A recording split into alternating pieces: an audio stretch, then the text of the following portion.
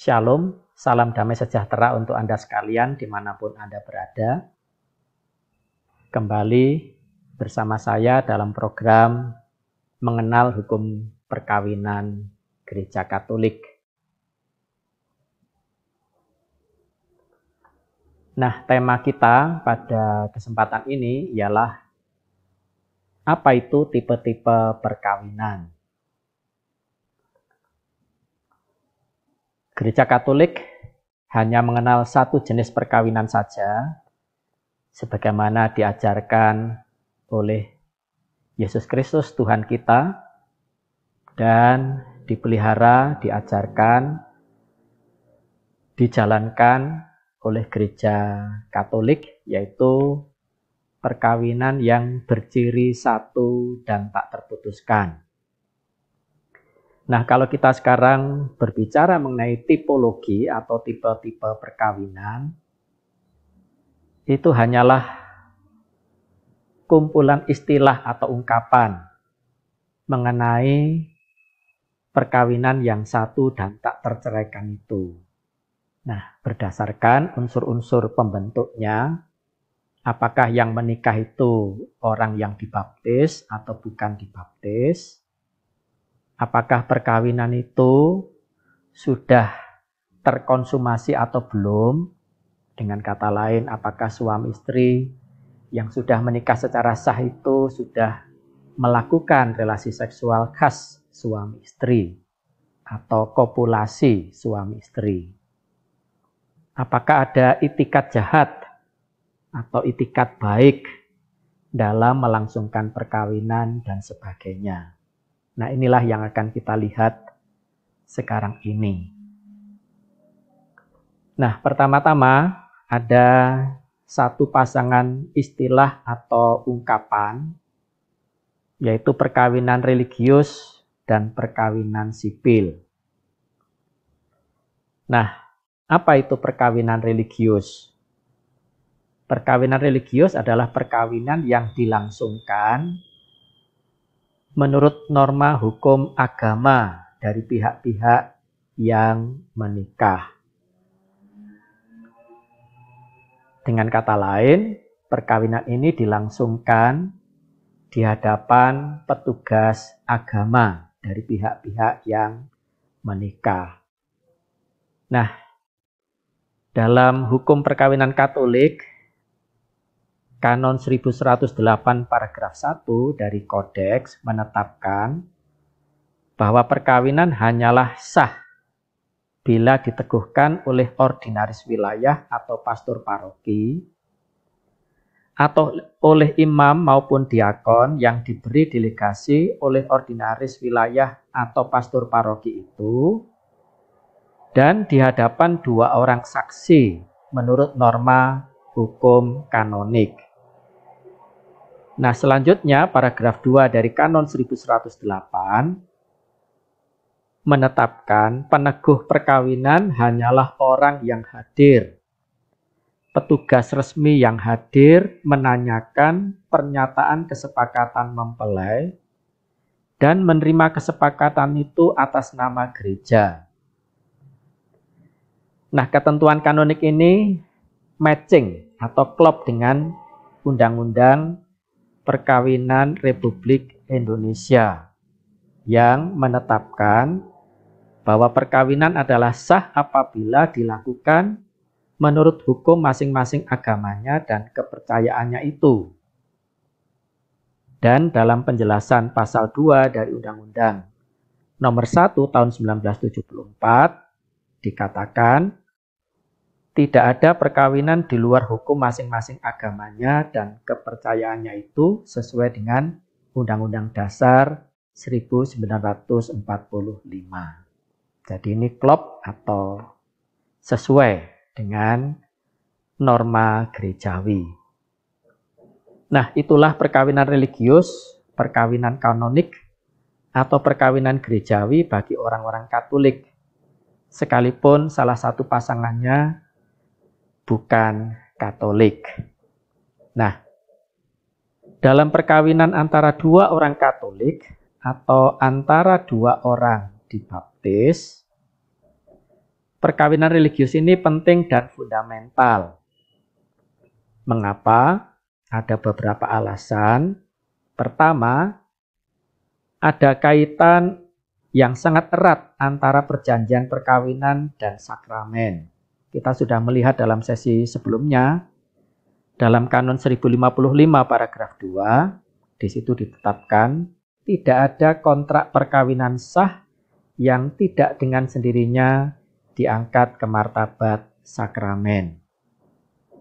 Nah, sementara itu melayani sakramen, pelayanan sakramental itu adalah kewenangan murni dan kewenangan satu-satunya dari Gereja Katolik. Melayani sakramen itu bukan urusan sipil. Alasan yang kedua, Kanon 1059 yang juga sudah kita lihat dalam sesi sebelumnya, itu ditegaskan bahwa perkawinan orang-orang Katolik meskipun hanya satu pihak yang Katolik, diatur tidak hanya oleh hukum ilahi, melainkan juga oleh hukum kanonik, dengan tetap berlaku kewenangan kuasa sipil mengenai akibat-akibat yang sifatnya semata-mata sipil dari perkawinan itu. Alasan berikut, ini saya ambil dari Komisi Teologis Internasional. Komisi ini menegaskan bahwa perkawinan sakramental antara dua orang yang dibaptis tidak mungkin diwujudkan hanya melalui pengakuan oleh hukum yang berdimensi natural saja. Sekalipun hukum sipil itu bisa saja diberi pengakuan atau nilai religius oleh instansi agama. Nah, dari dirinya sendiri hukum sipil tidak dapat mencakup, tidak dapat menampung apalagi mewujudkan seluruh kekayaan sakramentalitas perkawinan orang-orang Kristiani. Hukum sipil dapat tetap menentukan bahwa perkawinan yang dilangsungkan di hadapan petugas sipil sudah mencukupi untuk membentuk perkawinan. Namun, di mata Gereja Katolik ini hanya karena dan demi implikasi yuridis dan sosial dari sebuah perkawinan yang memang menjadi domain atau urusan hukum yang mengatur tata hidup masyarakat dan kesejahteraan umum. Perkawinan gerejawi dituntut bagi suami istri yang ingin membaktikan cinta kasih mereka kepada Kristus, serta menjadikan relasi mereka sebagai tanda yang menghadirkan misteri relasi Kristus dengan gerejanya. Nah, inilah perkawinan religius bagi orang-orang Katolik yang disebut juga perkawinan kanonik atau perkawinan gerejawi atau perkawinan koram eklesia atau di hadapan gereja, di hadapan petugas resmi gereja yang tadi sudah saya sebutkan ketentuannya dalam Kanon 1108 paragraf 1. Nah, pasangan dari perkawinan religius ialah perkawinan sipil. Apa artinya perkawinan sipil? Itu ialah perkawinan yang dilangsungkan di hadapan pejabat negara menurut undang-undang perkawinan negara itu. Nah, di Indonesia, Kantor Dispenduk Capil hanya mencatat perkawinan yang sudah disahkan menurut hukum masing-masing agama atau kepercayaannya. Nah, sebagai negara yang berketuhanan yang Maha Esa, Indonesia sangat menghormati hukum agama-agama dan memberikan kepada masing-masing agama fungsi dan peran yang sangat vital dan determinatif, termasuk dalam urusan perkawinan dan keluarga. Karena itu, Undang-Undang Republik Indonesia Nomor 1 Tahun 1974 mengenai perkawinan menetapkan bahwa perkawinan adalah sah apabila dilakukan menurut hukum masing-masing agamanya dan kepercayaannya itu. Nah, karena itu kantor Dispenduk Capil hanya sekadar mencatat perkawinan yang sudah diteguhkan menurut norma hukum agama atau kepercayaan. Kantor itu kemudian mengeluarkan akta nikah, akta sipil perkawinan bagi pasangan yang baru menikah secara agama. Nah, sebenarnya ketentuan Undang-Undang Nomor 1 Tahun 1974 ini berlaku untuk semua perkawinan warga negara Indonesia. Namun, perkawinan sipil atau pencatatan perkawinan oleh Dispenduk Capil tidak dituntut dan tidak berlaku bagi perkawinan dua orang beragama Islam di KUA. Karena surat nikah KUA langsung diakui dan berlaku di forum sipil. Sedangkan perkawinan dalam agama-agama non-Islam dan sertifikatnya tidak berlaku di forum sipil. Melainkan perkawinan itu harus dicatatkan agar dapat memperoleh akta nikah sipil. Nah, akta nikah sipil inilah yang digunakan untuk mengurus urusan-urusan sipil di tengah-tengah masyarakat. Orang sering menyebut mengurus pencatatan perkawinan di kantor catatan sipil dengan istilah perkawinan sipil. Di negara-negara demokratis dan sekuler, misalnya Eropa dan Amerika, perkawinan religius dan perkawinan sipil sungguh-sungguh dibedakan, dipisahkan, dan otonom satu terhadap yang lain. Sehingga dimungkinkan adanya perkawinan secara sipil saja. Nah, di sini lembaga negara sungguh-sungguh menikahkan warganya sebagai perwujudan penghormatan otoritas sipil terhadap hak-hak sipil warganya, terlepas dari agama atau keyakinan religius yang dianut oleh warga sipil itu. Sementara di Indonesia, perkawinan religius dan perkawinan sipil berjalan seiring sejalan. Dua-duanya sama-sama dituntut. Hanya keabsahan perkawinan itu ditentukan oleh perkawinan religius. Sementara perkawinan sipil itu hanya berupa pencatatan oleh Dispenduk Capil.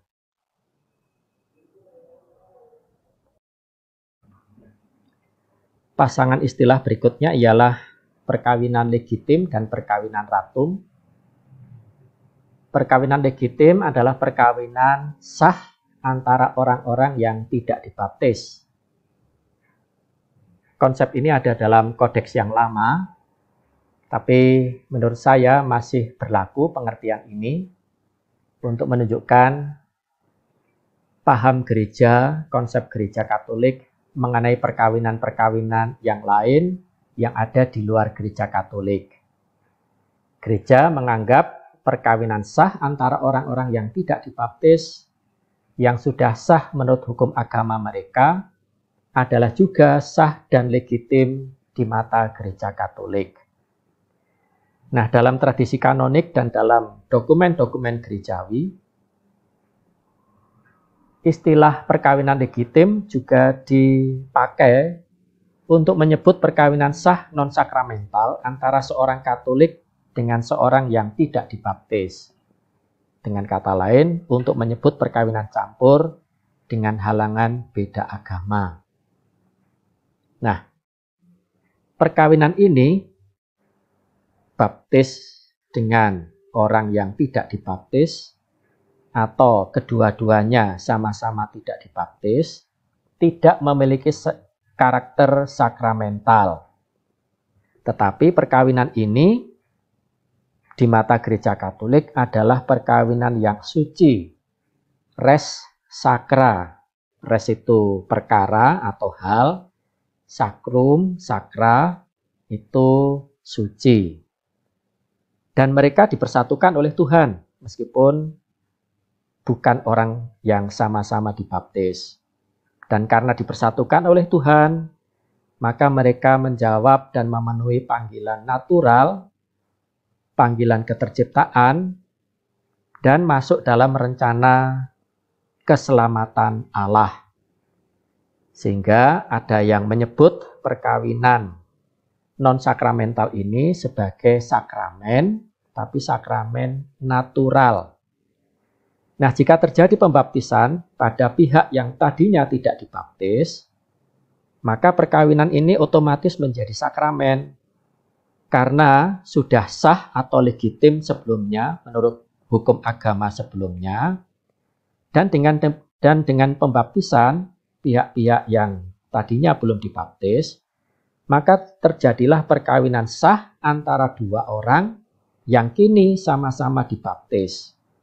Sehingga ketika keduanya menjadi orang-orang terbaptis, otomatis diangkat oleh Kristus Tuhan ke martabat sakramen. Jadi tidak perlu ada konvalidasi perkawinan karena perkawinan sudah sah, sudah legitim sebelum keduanya sama-sama dibaptis. Nah, perkawinan berikutnya adalah perkawinan ratum. Ini adalah istilah khas Gereja Katolik untuk menyebut perkawinan sah antara dua orang yang dibaptis.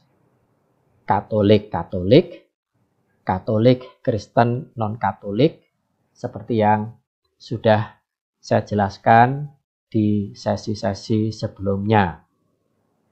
Nah, perkawinan inilah yang menurut Kanon 1055 paragraf 1 dan 2 itu diangkat oleh Kristus Tuhan ke martabat sakramen.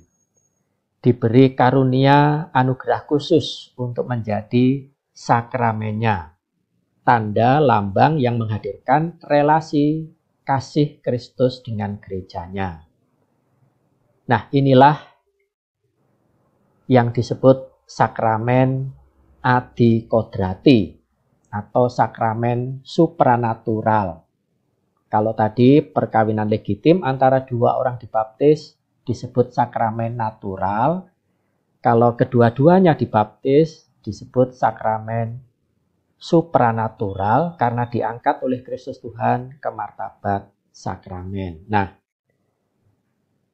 perkawinan ratum itu sama dengan perkawinan legitim dalam arti kedua-duanya sama-sama menyandang memiliki dua ciri hakiki esensial perkawinan, yaitu satu, tak terceraikan. Sebagaimana sudah saya jelaskan di sesi sebelumnya, kalau perkawinan itu terjadi antara dua orang dibaptis, maka sifat satu dan tak terceraikan itu semakin kukuh, semakin kuat, semakin kokoh berkat rahmat sakramental yang diberikan oleh Kristus kepada perkawinan itu. Kepada perkawinan di antara dua anggota tubuh mistiknya itu. Nah, jadi disinilah di satu sisi ada kesamaan, di sisi lain ada perbedaan yang sangat-sangat substansial. Yaitu ciri satu tak terputuskan menjadi lebih kuat, lebih kokoh atas dasar sakramen. Pasangan istilah berikutnya ialah perkawinan ratum tantum atau juga disebut ratum non consumatum dan perkawinan ratum et consumatum. Ini juga kedua istilah ini adalah khas Gereja Katolik. Perkawinan ratum tantum adalah perkawinan sah antara dua orang yang dibaptis, namun belum disusul dengan relasi seksual khas suami istri. Sebagaimana seksualitas itu adalah bagian integral dari perkawinan, maka konsumasi atau relasi seksual khas suami istri itu juga menentukan status perkawinan itu. Kodeks yang lama tahun 1917 memakai frase nondum consumatione completum est yang diterjemahkan belum disempurnakan dengan persetubuhan khas suami istri. Jadi konsumasi, konsumatum itu artinya persetubuhan khas suami istri. Nah, kodeks yang lama masih memakai konsep bahwa persetubuhan khas suami istri itu menyempurnakan perjanjian perkawinan. Nah, doktrin lama ini masih menyisakan prinsip atau teori kopulatif, yaitu persetubuhan khas suami istri itu menyempurnakan perkawinan. Nah, doktrin hukum yang sekarang mulai dari Konsili Vatikan kedua itu mengajarkan bahwa perkawinan sudah sempurna, lengkap dan efektif ketika sepasang pengantin saling memberikan dan menerima kesepakatan nikah pasangan. Dan ini sesuai dengan prinsip dan teori konsensualistik. Sebuah adagium berbahasa Latin mengenai perkawinan berbunyi nuptias non concubitus sed consensus facit. Perkawinan dibentuk bukan oleh persetubuhan suami istri, melainkan oleh konsensus atau kesepakatan.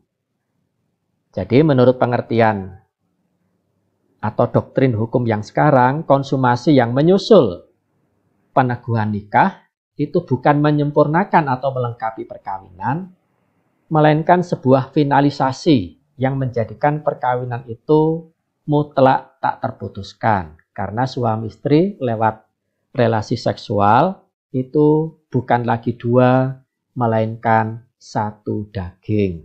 Nah, sehingga sifat tak terputuskannya itu menjadi mutlak karena sudah disusul dengan persetubuhan khas suami istri. Nah, jadi perkawinan antara dua orang yang dibaptis itu sudah menandakan dan menghadirkan persekutuan antara Kristus dan gerejanya, serta menandakan persekutuan antara kodrat ilahi dan kodrat manusiawi Kristus. Perkawinan ratum merupakan tanda dan sarana penyelamatan Allah, dan atas dasar inilah perkawinan ratum tantum pada hakikatnya adalah benar-benar perkawinan yang tidak dapat diputuskan, seperti perkawinan sah lainnya.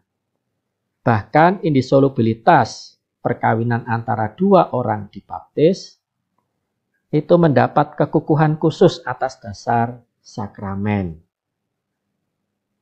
Dengan demikian bisa dipahami ketentuan Kanon 1085 yang menetapkan bahwa sekalipun peneguhan perkawinan belum diikuti dengan persetubuhan khas suami istri, perkawinan itu sudah menciptakan ikatan nikah yang sah, sehingga menjadi halangan bagi perkawinan baru. Nah, meski demikian, perkawinan hanya ratum tantum, itu tidak mutlak tak terputuskan. Mengapa tidak mutlak tak terputuskan? Itu justru karena belum terkonsumasi. Suami istri belum melakukan relasi seksual khas sebagai pasangan suami istri. Nah, perkawinan ini dapat diputus atas alasan yang wajar oleh paus sendiri, berdasarkan kuasa wakil atau potestas vicaria yang diperoleh paus dari Kristus Tuhan. Pemutusan bisa terjadi atas permintaan kedua pihak atau salah seorang dari antara mereka meskipun pihak yang lain, pasangannya, tidak menyetujuinya. Nah, dispensasi kepausan ini disebut dispensasi super ratio. Sebutan singkat untuk istilah yang lebih panjang yaitu dispensatio super matrimonio ratio non consumato. Lalu dipersingkat dispensasi super ratio.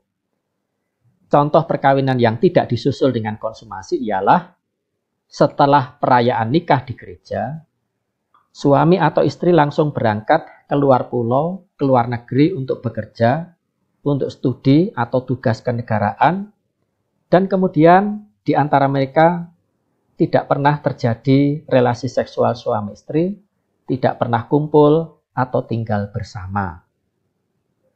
Contoh lain, setelah perayaan nikah di gereja, suami atau istri langsung minggat atau lari karena yang bersangkutan mengalami pemaksaan dalam perkawinan atau tidak mau menyentuh pasangannya, misalnya karena sumpah atau kaul religius.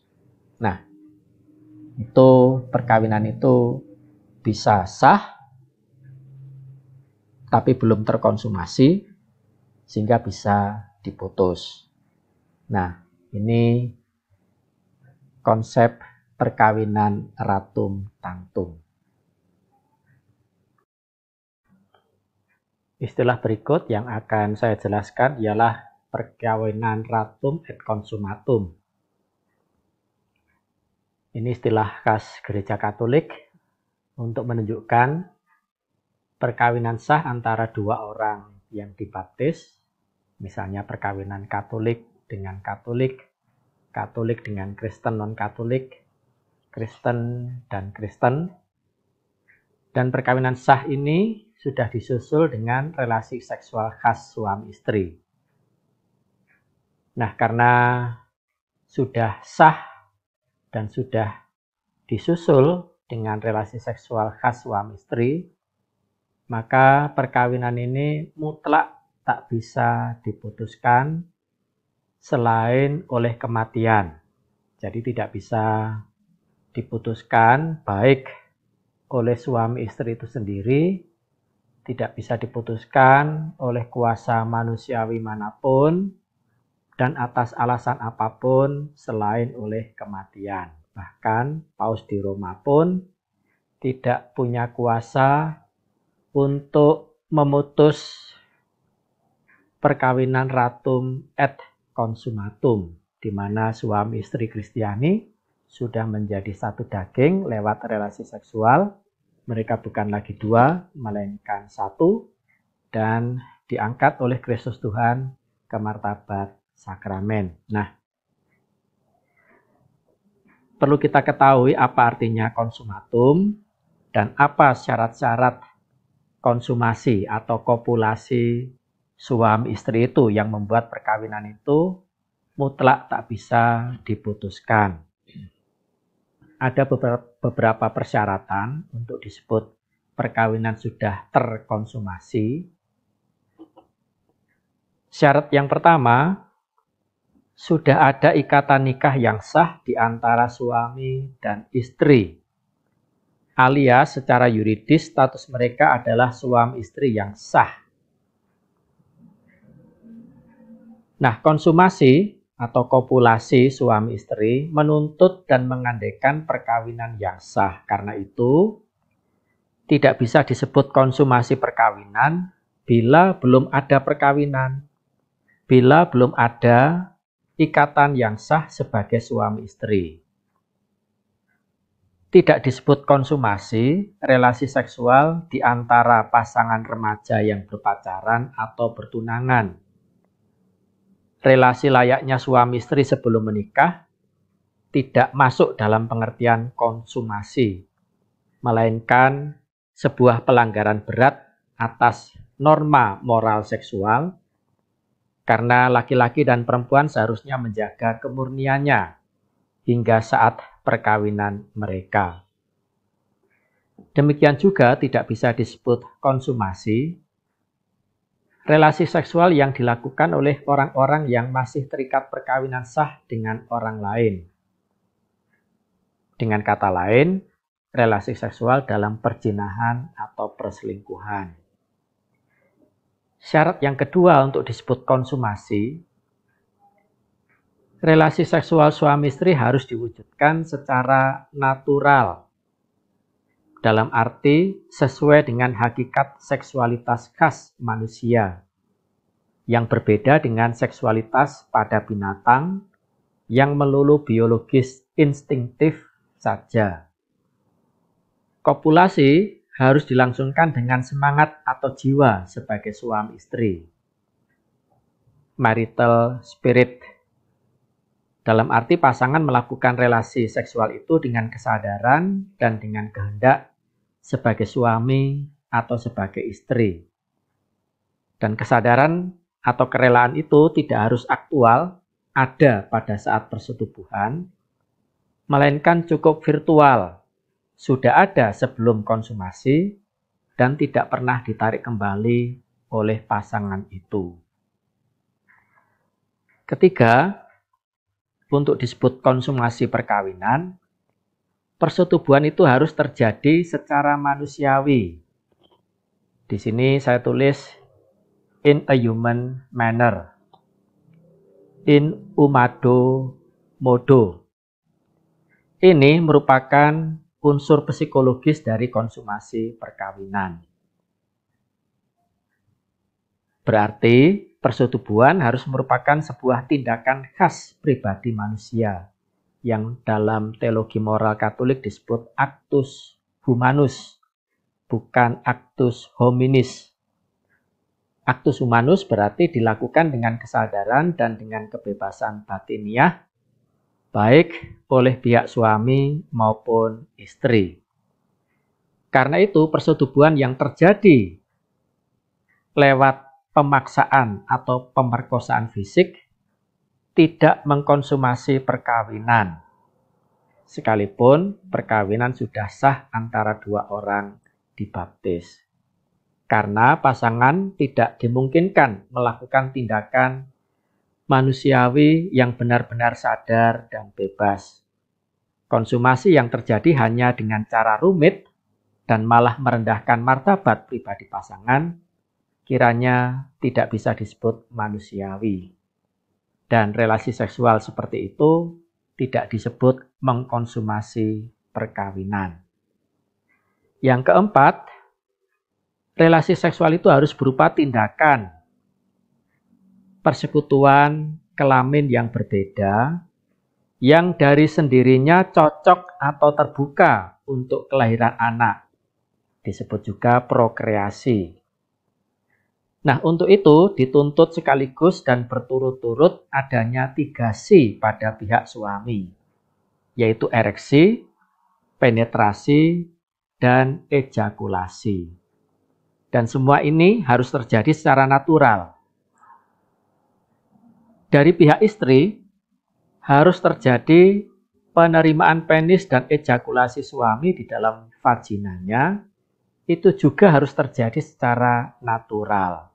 Jadi, pertama-tama harus terjadi ereksi yang memungkinkan penetrasi, dan sebagai puncak ereksi dan penetrasi harus terjadi ejakulasi semen suami di dalam vagina istrinya, di mana semen itu langsung mengenai dinding vagina tanpa penghalang atau tanpa adanya medium di antaranya. Semen yang diejakulasi tidak harus berupa verum semen yang diproduksi dalam testikoli, melainkan cukup cairan sedatif yang keluar sebagai klimaks dari penetrasi seksual. Karena itu, dianggap tidak terjadi konsumasi bila relasi seksual itu hanya berupa ereksi dan ejakulasi di luar vagina tanpa penetrasi, sekalipun kehamilan bisa tetap terjadi dalam kasus itu. Karena itu dalam tata lahir dan dalam forum peradilan gerejawi, kehamilan dan kelahiran anak tidak bisa dijadikan argumen definitif dan pasti bahwa telah terjadi konsumasi. Selanjutnya, dianggap tidak terjadi konsumasi atau kopulasi suami istri dalam kasus coitus interruptus, dalam kasus penggunaan kondom sewaktu penetrasi dan ejakulasi, juga dalam kasus inseminasi artifisial atau kopulasi onanistik atau masturbasi. Nah, Gereja Katolik merinci kopulasi sampai mendetail seperti itu karena gereja telah dianugerahi kuasa pengajaran oleh Kristus Tuhan untuk menggali dan menafsirkan secara autentik apa yang terkandung dalam hukum kodrat dan hukum pewahyuan, antara lain mengenai seksualitas dan perkawinan. Kanon 1061 paragraf 2 menetapkan Jika setelah perayaan nikah pasangan itu tinggal bersama, hukum mengandaikan adanya persetubuhan. Namun ini hanya presumptio iuris tantum. Nah, presumpsi ini bisa gugur dengan adanya pembuktian terbalik, yaitu sekalipun pasangan tinggal bersama dalam satu rumah, dalam satu ranjang, tetapi ada kesaksian dan pembuktian bahwa belum pernah terjadi konsumasi perkawinan. Nah, pembuktian ini relevan dan baru dilakukan ketika otoritas gerejawi menangani proses permohonan dispensasi atas perkawinan ratum non consumatum sebagaimana sudah dijelaskan sebelumnya.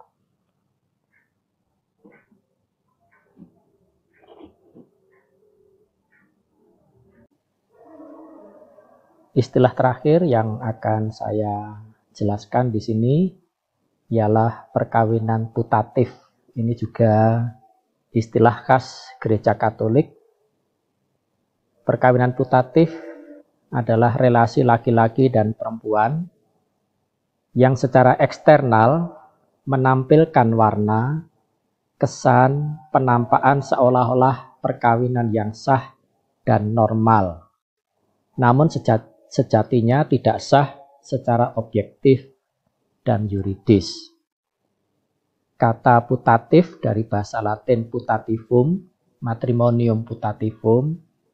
Kata putativum itu mau mengatakan sesuatu yang menampilkan kesan, warna, penampakan seolah-olah benar. Nah, jadi ini perkawinan yang secara eksternal menampilkan warna, kesan seolah-olah perkawinan yang sah dan normal, tetapi sejatinya tidak sah secara yuridis. Nah, perkawinan putatif ini adalah perkawinan yang tidak sah pada saat dibentuk, pada saat dimulai, atau pada momen in the making-nya. Namun dianggap sebagai sah oleh sekurang-kurangnya salah satu dari pasangan yang menikah itu, yang sejak awal memang memiliki kehendak yang benar dan baik untuk menikah, disebut in bona fide atau dengan itikat baik. Sehingga baginya perkawinan itu memberi kesan dan penampakan perkawinan yang sah. Dengan kata lain, perkawinan putatif ialah perkawinan yang diteguhkan di hadapan gereja atau koram eklesia, diteguhkan secara tidak sah, namun dengan itikat baik, sekurang-kurangnya oleh satu pihak, entah suami atau istri, dan diteguhkan menurut tata perayaan kanonik yang diwajibkan, entah itu tata perayaan biasa maupun luar biasa. Nah, perkawinan ini disebut putatif sampai kedua pihak itu menjadi pasti mengenai ketidaksahannya. Nah, dalam Gereja Katolik atau sistem legislasi Gereja Katolik, perkawinan putatif menikmati perlindungan hukum atau favor iuris. Nah, dalam keraguan-raguan sekalipun, perkawinan putatif tidak berubah situasinya untuk tetap putatif. Demikian juga perkawinan itu tetap putatif kalau hanya salah satu pihak saja yang mengetahui dengan pasti ketidaksahannya. Perkawinan putatif berhenti sebagai putatif hanya jika kepastian mengenai ketidaksahannya itu telah dimiliki oleh kedua pasangan. Jadi ada beberapa persyaratan supaya perkawinan itu disebut putatif. Pertama, perkawinan itu sendiri secara objektif yuridis tidak sah. Misalnya karena adanya suatu halangan yang sifatnya menggagalkan, baik halangan yang tidak bisa didispensasi maupun yang de facto tidak didispensasi. Kedua, pihak yang terkena halangan yang tidak mengetahui situasi dirinya terhalang, meneguhkan nikah itu dengan itikat baik dengan benar dan utuh untuk membentuk perkawinan yang sejati. Jadi, kategori putatif tidak ditentukan oleh pengetahuan atau itikat petugas yang meneguhkan perkawinan atau saksi-saksi nikah, melainkan oleh itikat baik sekurang-kurangnya dari salah satu pihak yang menikah.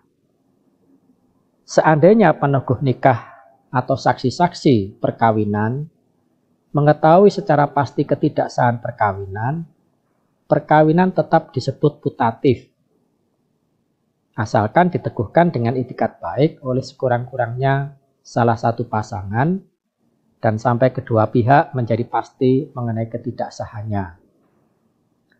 Demikian pula sebaliknya, pada saat suami istri itu sendiri sama-sama menjadi pasti mengenai ketidaksahan perkawinan mereka, pada saat itulah perkawinan mereka berhenti sebagai perkawinan putatif, alias bukan perkawinan yang tampaknya sah, melainkan perkawinan yang jelas dan pasti tidak sah. Syarat ketiga, perkawinan itu memberi kesan dan penampakan luar yang cukup untuk membuat sekurang-kurangnya salah satu pihak berpendapat, meskipun pendapatnya keliru, bahwa perkawinannya sah. Jadi agar bisa disebut putatif, haruslah perkawinan itu diteguhkan menurut tata peneguhan yang sah, sehingga nampak sungguh-sungguh sebagai sebuah perkawinan. Karena itu, seorang Katolik yang menikah tanpa tata perayaan kanonik atau tanpa dispensasi dari halangan nikah yang diketahui sejak awal oleh sekurang-kurangnya salah satu dari pasangan itu, perkawinan tersebut bukanlah perkawinan putatif, melainkan perkawinan yang jelas-jelas tidak sah. Seandainya tata perayaan kanonik dipenuhi, namun ada cacat hukum, misalnya peneguh perkawinan tidak mendapatkan delegasi secara sah untuk menikahkan, barulah perkawinan itu dianggap putatif. Nah, kondisi perkawinan putatif terhenti ketika suami dan istri yang bersangkutan menjadi pasti mengenai ketidaksahan perkawinan mereka. Namun, berhubung perkawinan itu sudah tercatat sebagai perkawinan sah dalam buku perkawinan paroki dan juga pada catatan sipil, maka perlu dibuat pernyataan nulitas perkawinan agar terhenti juga situasi di mana perkawinan itu tampaknya sah. Kemungkinan lain untuk menghentikan kesan perkawinan sah ialah dengan mensahkan perkawinan yang tidak sah itu menjadi sah, entah dengan konvalidasi biasa atau dengan penyembuhan pada akar. Nah, contoh perkawinan putatif yang tipikal adalah perkawinan yang mendapat deklarasi nulitas oleh pengadilan gerejawi. Sebelum deklarasi nulitas, kedua pasangan atau salah satu pasangan menikah dengan itikat baik. Nah, setelah deklarasi nulitas oleh pengadilan gereja, kedua pasangan menjadi pasti mengenai ketidaksahan perkawinan mereka. Nah, persoalannya ialah apakah anak yang dilahirkan dalam perkawinan yang sejatinya tidak sah itu, hanya tampaknya sah itu, apakah anak-anak yang lahir dalam perkawinan tidak sah itu disebut anak tidak sah, atau barangkali bahkan lebih buruk lagi anak haram? Tidak. Gereja menghindari istilah anak tidak sah atau anak haram, lebih lagi dihindari. Nah, untuk meminimalisir ketidaksahan anak, gereja menciptakan hipotese adanya perkawinan putatif ini. Dengan kata lain, anak yang lahir sebelum anulasi tidak bisa disebut anak tidak sah, melainkan tetap anak sah dari sebuah perkawinan putatif. Nah, jadi perkawinan putatif yang secara yuridis tidak sah itu hanya dikesankan, dirasakan sebagai perkawinan yang sah, itu tetap secara hukum harus disahkan. lewat konvalidasi atau penyembuhan pada akar. Nah, demikian juga anak yang lahir dari perkawinan putatif tetaplah anak legitim. Selanjutnya, perkawinan putatif juga melegitimasi anak dari perkawinan yang tidak sah sebelumnya. Nah, lawan dari perkawinan putatif ialah perkawinan tidak sah yang diteguhkan dengan itikat jahat atau in mala fide. Disebut dengan itikat jahat atau buruk karena mengandung unsur kesengajaan dan kenekatan untuk melanggar norma hukum. Yang dimaksud ialah salah satu atau kedua belah pihak jelas-jelas terkena halangan nikah yang sifatnya menggagalkan dan mengetahuinya sejak sebelum menikah, sehingga tahu bahwa perkawinannya jelas-jelas akan tidak sah. Nah, dalam bahasa hukum, tindakan orang-orang yang tahu dirinya tidak bisa menikah secara sah, tapi nekat menikah, itu disebut mencoba menikah. To attempt marriage atau bahasa Latin attentare matrimonium. Nah, istilah perkawinan putatif diciptakan oleh hukum gereja pertama-tama dan terutama untuk kepentingan anak-anak supaya dihindari sebutan atau stigma anak tidak sah, apalagi anak haram. Jadi dimaksudkan untuk tetap mendefinisikan keabsahan atau legitimasi anak. Demikian, terima kasih saya sampaikan. Sampai jumpa di sesi berikutnya. Dan berkah dalam. Semoga Tuhan memberkati Anda sekalian dimanapun Anda berada dan tetap menganugerahi Anda sekalian kesehatan jasmani dan rohani. Sampai jumpa.